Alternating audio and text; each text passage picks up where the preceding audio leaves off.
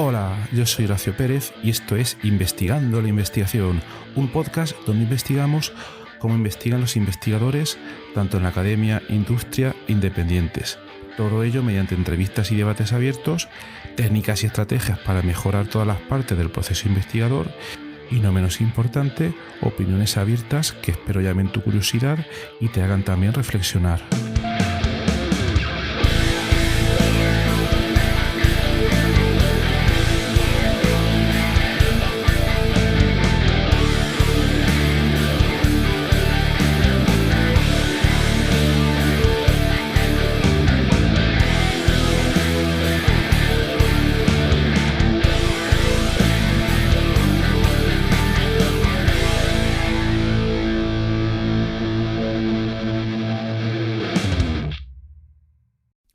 Llega un momento en tu carrera investigadora donde más tarde o más temprano te invitan a formar parte de un tribunal de tesis.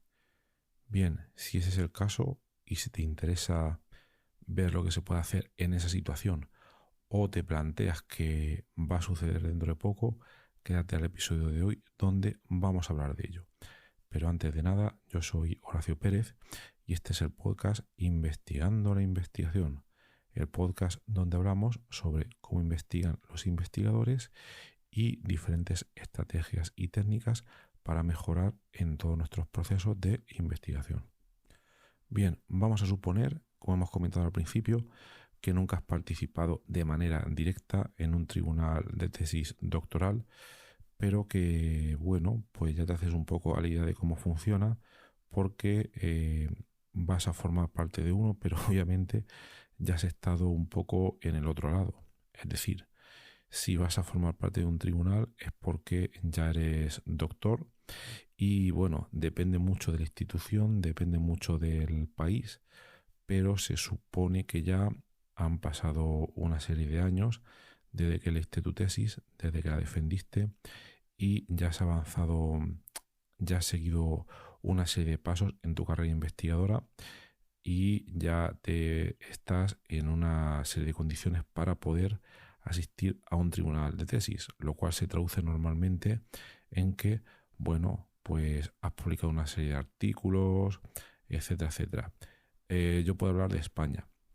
Entonces, en España, en la mayoría de universidades, uno de los requisitos que te ponen es tener un sexenio vivo, un sexenio activo, lo cual implica en los últimos 6 años haber publicado una cantidad razonable de artículos de alta calidad, lo cual se traduce como artículos Q1 en la categoría JCR. E imagino que en otros países, en otros contextos, puede ser algo relativamente parecido. El caso que, como comentaba, ya seguro que te imaginas cómo funciona esto porque lo viviste en tus propias carnes en el momento de la defensa de su tesis y te diste cuenta de que en la otra parte, en el otro lado, había una serie de personas que pueden ser 3, puede ser 5, depende de muchos factores, estaban en ese otro lado haciéndote preguntas, haciéndote observaciones y hoy te toca a ti. Hoy te toca a ti estar en ese lado. Entonces, vamos a ver una serie de estrategias para poder enfocar este momento de una manera lo más eficiente posible. Vamos a comentar, por tanto, las diferentes fases o etapas que tendría este proceso. Bueno, pues la primera etapa sería que alguien, por algún motivo, te ha invitado a formar parte de ese tribunal de tesis doctoral. Esto puede ser porque te consideran un experto en el área o porque has tenido un contacto directo a lo largo de los años con el grupo de investigación donde se defiende esa tesis, pero obviamente no puede haber conflicto de intereses y no tienes publicaciones conjuntas ni con el director ni con el doctorando. Entonces recibes una invitación cuyo formalismo va a depender mucho de la universidad donde se va a defender esta tesis y, bueno, eso da igual en realidad. Al final vas a recibir una copia de la tesis doctoral de esta persona ya sea en formato físico o electrónico. Vas a recibir también una copia de su currículum vitae y poco más. Y entonces con eso el proceso o el procedimiento se podría resumir en los siguientes pasos. Hay una primera fase donde normalmente te vas a leer esa tesis doctoral y te la vas a leer entera y vas a tomar una serie de anotaciones. Esa sería la primera parte. Luego, cuando asistas al acto de defensa de esa tesis doctoral, pues el doctorando va a proceder a la defensa y en un tiempo determinado, que depende mucho del sitio, 30 minutos, 50 minutos, no recomiendo que sea más, pues el doctorando va a defender su tesis y tú ahí puedes tomar una serie de notas. La tercera fase sería cuando tenemos la ronda de preguntas, ronda de comentarios, donde el tribunal va a hacer observaciones, preguntas, comentarios al doctorando y donde se va a ver cómo este doctorando es capaz de defenderse ante tales preguntas. Esas serían básicamente las tres fases, aunque hay una más, donde los miembros del tribunal pueden pedir opinión a otros doctores presentes en la sala, también incluso a los propios directores de tesis. Y bueno, esos son los procedimientos clásicos o las partes clásicas que tienen un proceso de defensa. Vamos ahora a comentarlas un poco a poco en detalle, cada una de estas cuatro fases. Bien, la primera sería la lectura de esa tesis. Eso depende solo de ti y, bueno, le tienes que dedicar un tiempo determinado. Entonces, vamos a ir un poco a por las obviedades. Lo primero es que tienes que leerte la tesis entera. Obviamente, no puedes ir a la defensa habiéndotela leído en diagonal porque no has tenido tiempo, etcétera. Porque normalmente te van a avisar con tiempo y quizás 2 semanas antes, un mes antes, te van a enviar la tesis entera. Un documento de 100 páginas, 200 páginas, 300 páginas. Va a depender mucho del área, el estilo, el sitio, el doctorando, etcétera. Pero bueno, yo creo que te puedes hacer una idea. Entonces, el procedimiento sería que mientras te la vas leyendo, vas tomando una serie de anotaciones. Y esa serie de anotaciones yo quizás la clasificaría en cuatro grandes grupos.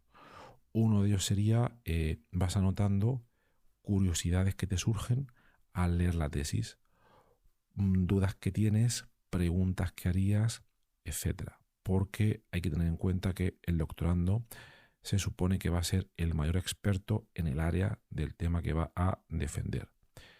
Tú puede que seas un gran experto en un área relacionada, que toca tangencialmente el tema.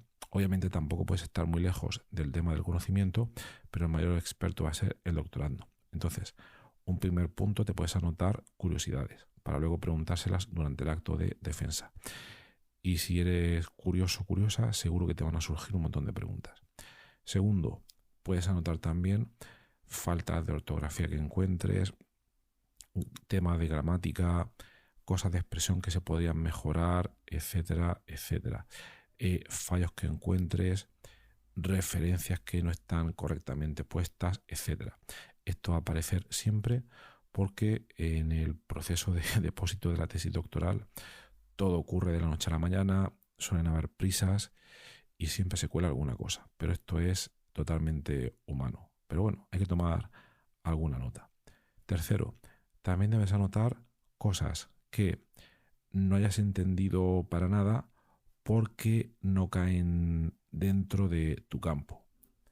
Entonces las puedes preguntar sin ningún problema. Y luego, en cuarto lugar, es posible que tú seas experto total en un área determinada que soslaya o solapa con alguna parte del área principal de investigación del doctorando. Entonces aquí tú vas a controlar normalmente más que ese doctorando o más incluso que su director de tesis y vas a poder realizar una serie de preguntas.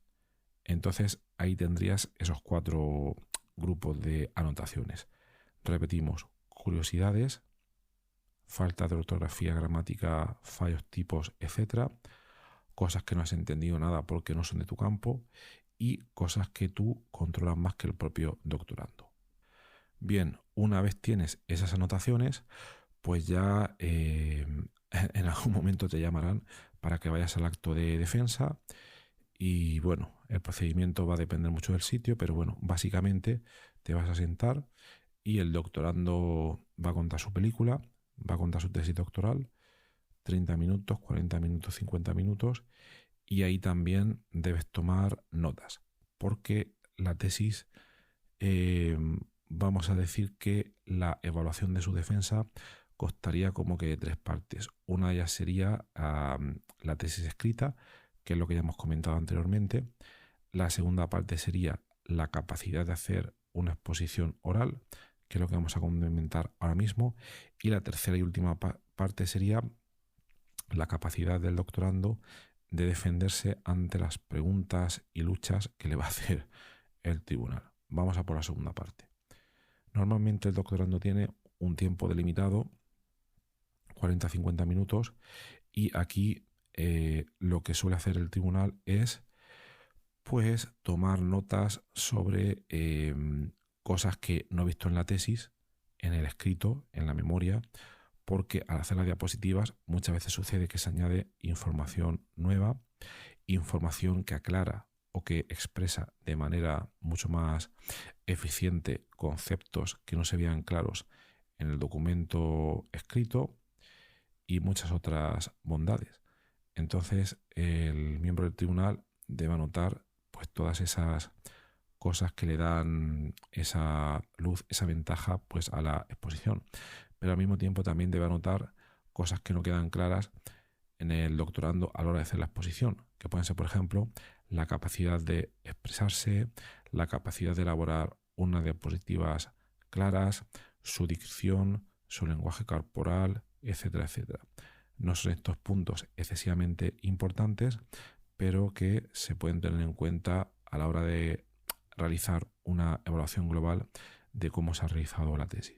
Y bien, luego vendría la parte de preguntas, donde, bueno, si es una de tus primeras apariciones en un tribunal de tesis, normalmente te va a tocar como secretario, por ejemplo, que suele ser el miembro más joven del tribunal, y te va a tocar abrir la ronda de preguntas. No pasa nada. Lo que te recomendaría es que primero te enteres de el tiempo que tiene normalmente cada uno de los miembros del tribunal para hacer las preguntas, porque depende mucho del sitio. Pueden que sean 3, pueden que sean 5 personas, puede que tengas un máximo de 20 minutos, 30 minutos, no lo sé. Pero en cualquier caso, no te excedas demasiado, porque ten en cuenta que tú vas a ser el primero, luego van a venir 2 o 4 personas más y todo esto va cansando mucho al doctorando y le puede quitar mucha energía, pero bueno, por otra parte también debe mantener el talante y contestar a todas las preguntas. Lo que quiero decir con esto es que todas las preguntas, observaciones y comentarios que vayas a hacer ahora a continuación, que estén totalmente justificados y básicamente que no nos metamos en preguntar o comentar tonterías. Por tanto, lo que haría es fijarnos en las notas que hemos tomado anteriormente, tanto durante la lectura de la memoria como durante la exposición de la tesis. Y estas notas se dividían en esos 4 grandes grupos que hemos comentado anteriormente. Teníamos curiosidades innatas que podamos tener, fallos de ortografía, etcétera, que hemos visto, dudas un poco más avanzadas porque somos un experto en el campo y sabemos más que el director de tesis y el doctorando, y luego, bueno, pues sugerencias, etcétera. Entonces, lo importante en este caso sería que de esos 4 grandes grupos no nos centremos en ir únicamente a hacer comentarios en una de esas áreas. Por ejemplo, una de esas áreas son los fallos de ortografía gramática. No centremos nuestros 20 o 30 minutos de actuación como tribunal en estar todo el tiempo comentando fallos, etcétera, sino que hagamos también una actuación un poco equilibrada y dediquemos pues un tiempo equitativo, un tiempo donde las diferentes contribuciones serán un poco de tiempo a comentar nuestras curiosidades y dudas, otro tiempo a los fallos que hemos visto, otro tiempo a consejos que desde nuestro punto de vista y expertise podamos sugerir para que el trabajo mejore para la gente que siga haciendo la tesis aquí, o incluso para que cuando el propio doctorando siga haciendo su postdoc, etc. Y en definitiva, centrarnos un poco en aportar desde estas 4 áreas. Tenemos que tener en cuenta que a la hora de hacer esas preguntas, esas observaciones, ahora le tocará responder al doctorando. Tenemos que tener en cuenta que es una persona humana, puede estar muy nervioso o nerviosa ese día, y que aquí lo que tenemos que evaluar un poco, anteriormente hemos evaluado la memoria, hemos evaluado la presentación, y aquí evaluamos el talante para comportarse pues, ante esas preguntas, a ver cómo responde. Entonces no podemos esperar que las respuestas que emita sean totalmente perfectas. Tenemos que aceptar que va a haber un componente de nervios y también va a haber un componente de cansancio. Entonces, yo al menos tendría en cuenta como positivo la capacidad de responder sin mucho problema ante las preguntas que plantee el tribunal, y luego ante estas preguntas el doctorando digamos que se va a encontrar en 2 tipos de situaciones extremas, o a veces en alguna intermedia, pero las situaciones extremas serían las siguientes. Uno, que puede responder sin ningún problema a la pregunta porque dispone de todos los conocimientos para poder hacerlo. Entonces nada, puede tener más nervios o menos nervios, pero el mensaje, la palabra va a estar ahí y va a poder responder por ello. Pero luego va a ocurrir, y el director de tesis también debe preparar al doctorando para este tipo de situaciones, cuando el doctorando no tenga ni la menor idea de o la pregunta que le han hecho o lo que debe responder o si puede responder, y debe aceptarlo. Entonces aquí lo correcto sería que el doctorando, con toda la humildad del mundo y también como un científico, como un investigador, reconozca, mira, no tengo la menor idea de esto, y que lo reconozca de manera humilde. Y luego quizás se puede atrever a realizar alguna hipótesis sin tener mucha más información y que diga, bueno, aún sin saber mucho del tema, yo creo que ante esa pregunta, que es muy interesante, se podría hacer esto, se podría hacer lo otro, etcétera, etcétera. Pero lo que sería totalmente incorrecto es que se note perfectamente que no tiene ni la menor idea de cómo responder ante esa pregunta y que se atreva a tener la razón o aparentar que controla perfectamente. Esto se vería de manera bastante negativa y le podría hacer perder puntos de cara a la evaluación del tribunal. Y luego, por último, al tribunal también se le suelen ocurrir de vez en cuando preguntas y observaciones que no estaban para nada preparadas en ese guión de notas que se habían hecho ellos, y que, por ejemplo, pueden estar relacionadas con preguntas. Bueno, aquí hemos comentado que normalmente si es el más joven te va a tocar el primero, pero si por lo que sea te toca el segundo, es posible que puedas hilar preguntas que se te ocurran con algunas otras que ya haya hecho el primer miembro del tribunal, o también algunas otras cosas que eran totalmente inesperadas, que surgen durante el directo, preguntas personales con sentido hacia el doctorando, del tipo, oye, ¿qué vas a hacer ahora? ¿Dónde te vas a ir de postdoc? ¿Qué parte te ha gustado más de la tesis? ¿Qué parte te ha gustado menos? ¿Qué cosas hubieras cambiado? ¿A qué área de investigación te dedicarías si pudieras volver a empezar a investigar? ¿Vas a realizar otra tesis? ¿Dónde te vas a ir a hacer el postdoc? Etcétera, etcétera. Como veis, aquí hay muchas posibilidades. Simplemente preguntar sobre la vida como investigador o investigadora de ese doctorando que está a punto de convertirse en doctor. Y bueno, una vez hemos llegado aquí, daremos el turno al siguiente miembro del tribunal, y cuando todo esto acabara, bueno, supongo que ya conocéis el proceso, ya se le da la nota y bueno, pues ya ha acabado todo. ¿Ha acabado todo? No. Entonces aquí normalmente, al menos en mi experiencia en España, el presidente del tribunal lo que haría sería proporcionar o dar la palabra a algún miembro del público que sea doctor por si quiere realizar alguna pregunta al doctorando. Normalmente, no sé por qué, pero esto está muy mal visto. La gente se acojona muchísimo. No debe ser así, porque digamos que la parte que evalúa ya se ha terminado y lo que vaya a pasar ahora no va a influir en la nota. Y cualquiera puede hacer preguntas.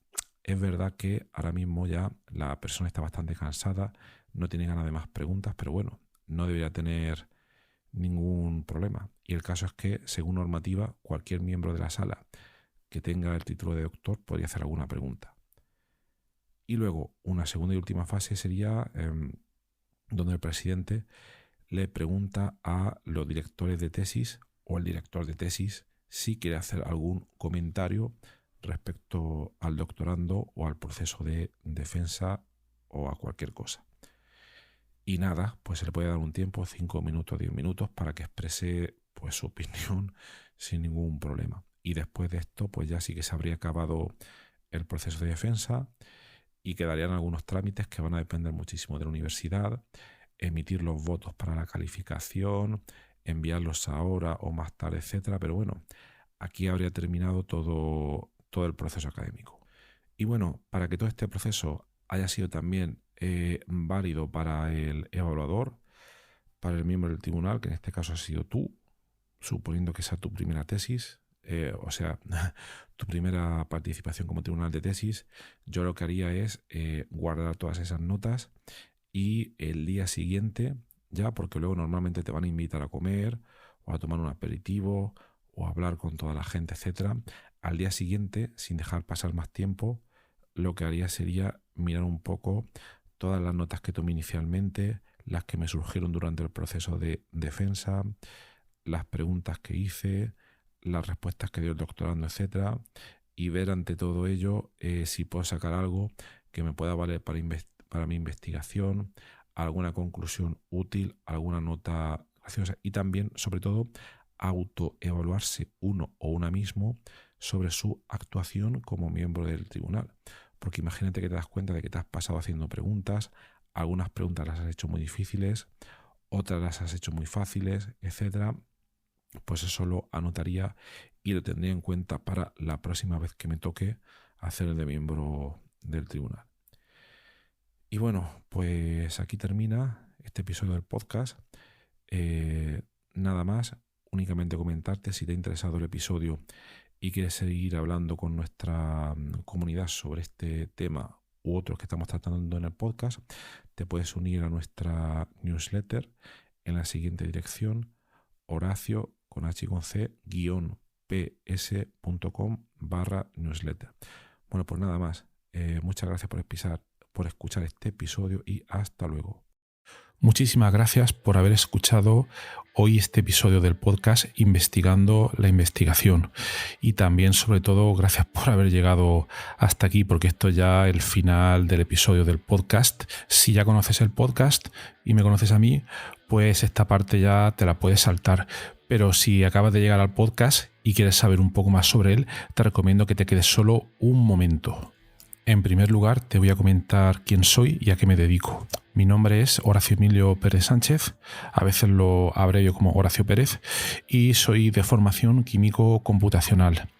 Actualmente estoy contratado en la Universidad Católica de Murcia, UCAM, donde me dedico a tareas de investigación. Soy actualmente el investigador principal del grupo de investigación en bioinformática estructural y computación de altas prestaciones, donde nos dedicamos a desarrollar métodos avanzados de descubrimiento de fármacos, a implementarlos en supercomputadores debido a la gran cantidad de cálculos que estos tienen que realizar, y además proporcionamos acceso a dichos métodos a través de servidores web o a través de otro tipo de herramientas bioinformáticas. Al mismo tiempo, aplicamos dichos métodos a problemas relevantes dentro del descubrimiento de nuevos fármacos, y los compuestos que descubrimos los patentamos y los licenciamos a diversas empresas. También soy docente en diversos grados en la UCAM, como puede ser el grado en farmacia, el grado en ingeniería informática y el grado en medicina.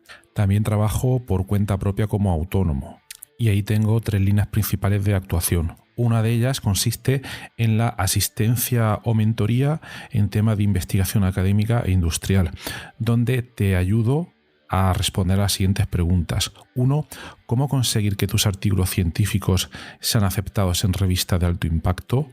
2. ¿Cómo conseguir que tus proyectos de investigación obtengan financiación en convocatorias competitivas nacionales e internacionales? 3. Cómo gestionar eficientemente tus proyectos de investigación actuales para conseguir los objetivos propuestos. Y 4. Cómo incrementar tu productividad como investigador y disminuir tu estrés.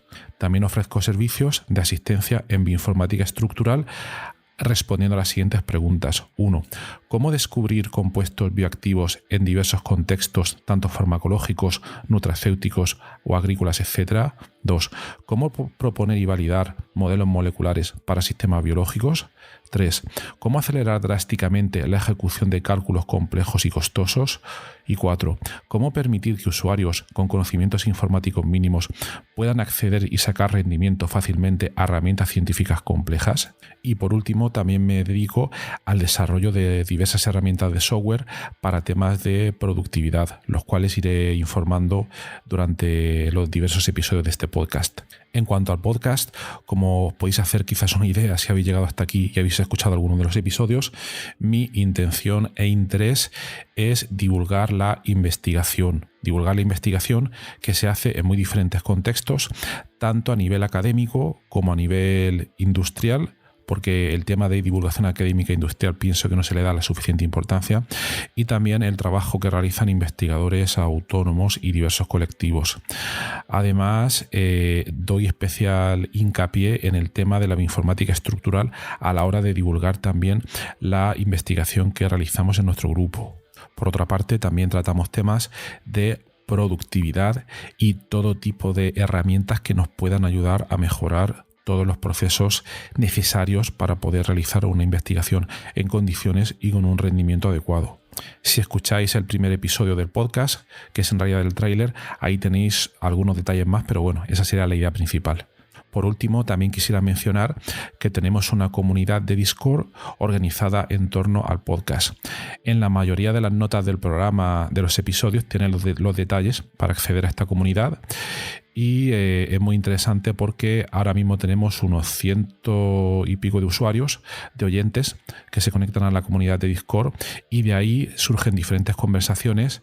Y, por ejemplo, algunos episodios, como digo de memoria, el de ciencia de datos, el de la investigación en ciencia de datos, es uno de los que surgió ahí, pero también ha servido para que oyentes hayan realizado dentro de esta comunidad de Discord nuevos contactos a la hora de exponer intereses similares en temas tanto de investigación como de productividad y de diversos países de habla hispana. También me gustaría decirte que si te ha gustado el podcast, te agradecería muchísimo si lo pudieras sugerir a amigos, contactos que pienses les pueda llegar a interesar, o compartir a través de múltiples plataformas, ya sean las redes sociales, mensajería, WhatsApp, Telegram, Discord, etcétera, emails o cualquier otro medio. Asimismo, también ayuda mucho si en las diferentes plataformas donde se puede escuchar el podcast, como Spotify, Apple Podcasts, iVoox, etcétera, nos puede dar ahí 4 estrellas, 5 estrellas, etcétera, lo que tú veas necesario. Pues todo esto al final ayuda a que el podcast llegue a más gente. Y por último, si quieres ayudar a esta idea, si quieres ayudar al podcast económicamente, te agradecería que te suscribieras a la versión premium del podcast. Tienes los detalles en los enlaces de las notas del programa, o puedes ir directamente a Anchor FM/Horacio-PS y ahí tienes todos los detalles. Y bueno, aquí se termina esta outro del podcast, un poco larga, pero me parecía necesaria para todos aquellos que lleguéis por primera vez. Y nada, de verdad, muchísimas gracias por escucharme y espero que os interesen los temas y que todo este contenido pueda ser beneficioso para todos los que lo escucháis. Muchas gracias y hasta otro episodio.